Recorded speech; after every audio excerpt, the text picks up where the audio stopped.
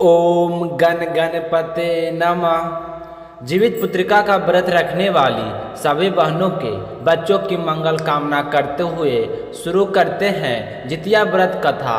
सभी बहनों इस कथा को श्रद्धा भाव से पूरा सुनिएगा, क्योंकि आधी अधूरी कथा सुनने से हमें हमारे व्रत का पूरा पुण्य फल नहीं मिलता है। तो इसे एकाग्र होकर इस कथा को सुनना है और समय समय में हुंकार भरते रहना है। जितिया माता आप पर और आपके पूरे परिवार पर अपनी कृपा दृष्टि बनाए रखे। बोलिए जितिया माता की जय हो। एक वन में सेमर का पेड़ पर एक चील रहती थी। वह पेड़ के पास में एक झाड़ी थी। उस झाड़ी में एक सियारिन रहती थी।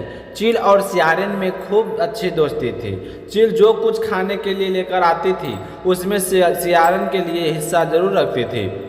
सियारिन भी चीलों का खूब ध्यान रखती थी। दोनों आपस में खूब बातें करती, हंसती खेलती बड़े मज़े से उनके दिन बीत रहे थे। एक समय की बात है कि पासी के वन में चील गई हुई थी। वह एक पेड़ पर बैठी इधर उधर देख रही थी।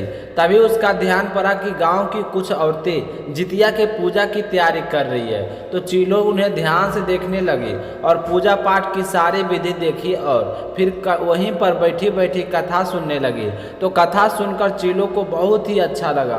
तो चीलों वापस अपने पेड़ पर आई और सियारिन को कहने लगी कि बहन, मैं आज जितिया व्रत के बारे में सुनकर आई हूँ। मैं चाहती हूँ कि हम भी जितिया माता का व्रत रखें। तो सियारिन ने चील की बात मान ली। दोनों ने व्रत का संकल्प किया और बड़ी निष्ठा और लगन से ही दिन भर भूखे प्यासे रहकर मंगल कामना करती हुई व्रत में ही मगन रही। लेकिन रात होते होते दिन भर भूखी रहने के कारण सियारिन को बहुत भूख सताने लगी। उसे तो भूख बर्दाश्त नहीं हुई, तो वह पास के जंगल में जाकर मांस और हड्डी खाने लगी। ठंडी रात्रि थी, एकदम सुनसान था। तो चीलों की कड़कर की आवाज़ सुनाई दे रही थी। तो उसने पूछा कि बहन, यह करकर की आवाज़ कहाँ से आ रही है? तो सियारिन कहने लगे कि क्या बताऊं बहन, आज तो पूरे भूखे, मेरे भूख के मारे मेरा पेट गुड़गुड़ाहट हो रहा है। पता चल गया था कि सियारिन झूठ बोल रही है। तो चीलों ने सियारिन को खूब लताड़ा और कहा कि जब व्रत पूरा नहीं कर सकती हो तो संकल्प क्यों किया था? इस तरह चीलों की गुस्सा करता हुआ देखकर सियारिन को बड़ी ही शर्मिंदगी महसूस हुई और वह कहने लगे कि बहन, मुझसे गलती हो गई है, अब मैं क्या करूं? तो वह कहने लगे कि अब क्या हो सकता है, व्रत तो भंग हो चुका है। लेकिन लो, रात भर भूखे रहकर अपने व्रत को बड़े ही विधि विधान से पूरा किया। इसी तरह समय बीतता गया। चीलों हर साल जितिया माता का व्रत रखती। इस तरह दोनों अपनी उम्र गुजार के मृत्यु को प्राप्त हो गई और अगले जन्म में मनुष्य रूप में राजकुमारी बनकर एक ही घर में जन्म लिया। सियारिन बड़ी बहन हुई और चीलों छोटी बहन हुई। बड़ी बहन की शादी राजकुमार से हो गई और चीलों वो छोटी बहन थी, उसकी शादी राज के मंत्री के पुत्र से हो गई। बाद में के समय बीतने पर दोनों राजा और मंत्री बन गए। अब सियारिन रानी के जो भी बच्चे होते मृत्यु को प्राप्त हो जाती, जबकि चीलों के बच्चे होते तो बड़े ही स्वस्थ और हट्टे कट्टे होते। तो चीलों को तो इस तरह 7 पुत्रों की प्राप्ति हुई। अब अपनी बहन के 7 बेटे देखकर सियारिन रानी की बड़ी जलन होती। वह सोचती कि मैं रानी हूँ और अच्छे से खाने पीने का ध्यान रखती हूँ, फिर भी मेरी एक भी संतान जीवित नहीं बचती। यह तो मंत्री की पत्नी है, फिर भी इसके 7 बच्चे हैं। अगर मेरे संतान नहीं है तो मैं इसको बेटे को जीवित नहीं रहने दूंगी। इस तरह उसने सोचते सोचते एक दिन अपनी बहन के पुत्रों को अपने पास बुलाया और उन सभी के सर कटवा कर डिब्बे में बंद कर दिए। जब वह बाहर आई तो देखा कि बहने के बच्चे तो सकुशल खेल रहे हैं। तो यह देखकर वह बहुत ही हैरान हुई। वापस जाकर डिब्बा खोलकर देखा तो वह तो डिब्बा मिठाई से भरा था। तो वह सोचने लगी कि यह सब कुछ कैसे हो रहा है। उसने बार बार बच्चों को मारने की कोशिश की, पर वह असफल रही। बाद में उसने सोचा कि बच्चों को ना सही इसके पति को ही मार देती हो, तो इसको भी मरने की बहुत ही प्रयास किए, फिर भी वह सफल नहीं हुई। तो देव योग से उसे अपनी भूल का आभास हो गया। उसने सोचा कोई देवीय शक्ति है जो इसके बच्चे और पति की रक्षा करती है, जो मेरी बहन करती है वह शायद मैं नहीं करती। तो वो अपनी बहन के पास गई और जाकर कहने लगी कि बहन मुझे माफ़ कर दो, मैंने तुम्हारे बच्चे और तुम्हारे पति के मारने की कोशिश की। तो यह सुनते उसकी छोटी बहन कहने लगी कि बहन तुम मेरे बच्चे और पति को क्यों मारोगे, तुम तो रानी हो, तुम्हारे तो खूब ठाठ है। तो यह कहने लगी कि मेरे संतान नहीं है और इसलिए मैं तुम्हारे बच्चों का ईर्ष्या करती हूँ, और मेरे इतने जलन करने के बाद भी तुम्हारे बच्चों और पति का बाल भी बाका नहीं हुआ। मुझे तो बताओ कि तुम ऐसा क्या करती हो। तो उसकी बहन कहने लगी कि बहन तुम्हें शायद पिछले जन्म की याद नहीं है, मुझे तो सब कुछ याद है। पिछले जन्म में तुम सियारन थी और मैं चीलू थी, हम दोनों में गहरी दोस्ती थी। एक बार मैंने गांव की महिलाओं को जितिया का व्रत करते हुए देखा था और मैंने तुम्हें उस व्रत के बारे में बताया था, तो तुमने मेरे साथ मिलकर व्रत का संकल्प ले लिया। दिन भर भूखी रही, लेकिन रात होते होते तूने मांस और हड्डी को खाकर व्रत को भंग कर दिया था। तो जितिया माता का दोष तुम्हें लगा है, उसी वजह से तुम्हारे बच्चे जिंदा नहीं रहते हैं। तो वह कहने लगी कि बहन मुझे तो माफ़ कर दो, मुझसे बहुत बड़ा अपराध हो गया है। पिछले जन्म में जो गलती की थी वह आज भुगतनी पड़ रही है और आज भी दोबारा से वही गलती करने की कोशिश की है। मैं तो तुम्हारी गुनहगार हूँ। तो उसकी छोटी बहन कहने लगी कि कोई बात नहीं, तुम ऐसा करो, जितिया माता का व्रत पूरे विधि विधान से करो। जितिया माता तुम्हारी सारी गलतियां माफ़ करके तुम्हें पुत्रवती होने का आशीर्वाद देगी, जिससे सब कुछ ठीक हो जाएगा। तो सियारन रानी चीलो बहन से पूछकर जितिया माता का व्रत बड़े ही श्रद्धा भाव और निष्ठा से किया। तो जितिया माता की कृपा से उसे 9वें महीने बहुत ही सुंदर पुत्र की प्राप्ति हुई। फिर दोनों बहन हर साल साथ जितिया माता का व्रत करने लगी। बोलिए जितिया माता की जय हो। अब सुनते हैं दूसरी कहानी। यह कहानी जीमत वाहन की है। जीमत वाहन गंधर्व के राजकुमार थे। वे बड़े ही उदार और परोपकारी थे।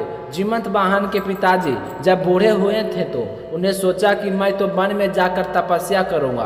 तो उन्हें जीमत वाहन को बुलाकर राज सिंहासन पर बैठाया और सारी राज की जिम्मेदारी उसे सौंप दी। लेकिन जीमत वाहन का मन राजपाट में नहीं लगा, वह बहुत ही उदास रहता था।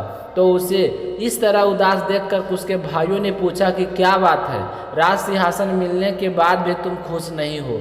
तो वह कहने लगा कि भैया मेरा मन राजपाट में नहीं लगता, मैं तो चाहता हूँ कि वन में जाकर पिताजी की सेवा करो।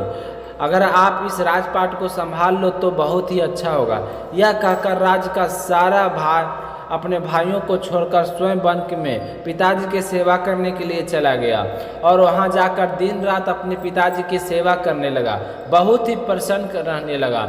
एक दिन उसे घूमते घूमते मलम नाम की एक कन्या मिली। दोनों को आपस में प्रेम हो गया और उन्होंने शादी कर ली। एक दिन जीमत वाहन घूमते घूमते काफ़ी आगे चल गए तो उन्हें एक वृद्ध विलाप करते हुए दिखाई दी। जीमत वाहन बहुत ही दयालु थे, तो वह उसे वृद्ध के पास गए और पूछने लगे कि बूढ़ी माई आप क्यों रो रही हो। तो वह कहने लगे कि बेटा क्या बताऊं, मैं नागवंश की स्त्री हूँ, मुझे एक ही पुत्र है और यहाँ पर पक्षी गरुड़ राज रोजाना आकर सैकड़ों सांपों को खा जाता है। तो सबने मिलकर यह फैसला किया था कि प्रतिदिन गरुड़ के भोजन के लिए एक युवा नाग को भेजा जाएगा। तो आज मेरे पुत्र शंखचूड़ की बलि का दिन है। अब तुम ही बताओ, एक ही बेटा हो और वही मृत्यु को प्राप्त हो जाए, उस माँ का क्या हाल होगा। आज मेरे पुत्र के जीवन पर भारी संकट है और थोड़ी ही देर में मैं पुत्रहीन हो जाऊंगी। मुझसे अभागा कौन होगा कि मेरे जीते जी मेरा पुत्र मृत्यु को शिकार हो जाएगा। यह कहते हुआ आंसू बहाने लगे। तो जीमत वाहन को यह सुनकर बहुत ही दुख हुआ। तो उसने उस बुढ़िया को दिलासा देते हुए कहा कि माई डरो मत, मैं तुम्हारे पुत्र के प्राणों की रक्षा जरूर करूँगा, बताओ क्या करना है।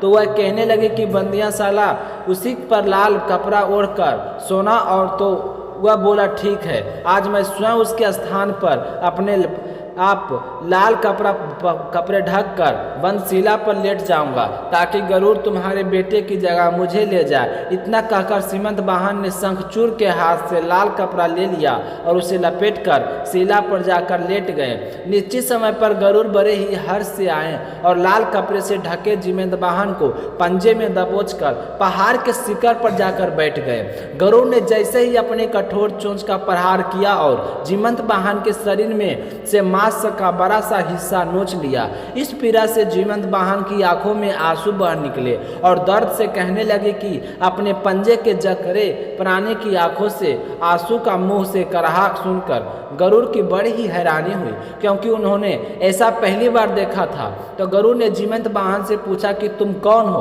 और यहाँ पर क्यों आए हो। तो जीवंत वाहन ने सारा किस्सा कह सुनाया और बताया कि कैसे एक माँ के बेटे की रक्षा करने के लिए मैं यहाँ प्राण देने आया हूँ। आप मुझे खाकर अपनी भूख शांत करें। तो गरुड़ राज उनकी बहादुरी और दूसरे की प्राण रक्षा के लिए स्वयं का बलिदान देने का हिम्मत देखकर बहुत ही प्रभावित हुए और यह सोचते हुए अपने आप पर लज्जा आने लगी। सोचने लगी कि एक तो यह मनुष्य है जो दूसरे की पुत्र की रक्षा के लिए स्वयं की बलि दे रहा है, इसके माँ बाप होंगे, मैं हूँ जो देवों के संरक्षण में हूँ, परंतु दूसरों की संतान की बलि ले रहा हूँ, मुझे इस पाप से मुक्ति कैसे मिलेगी।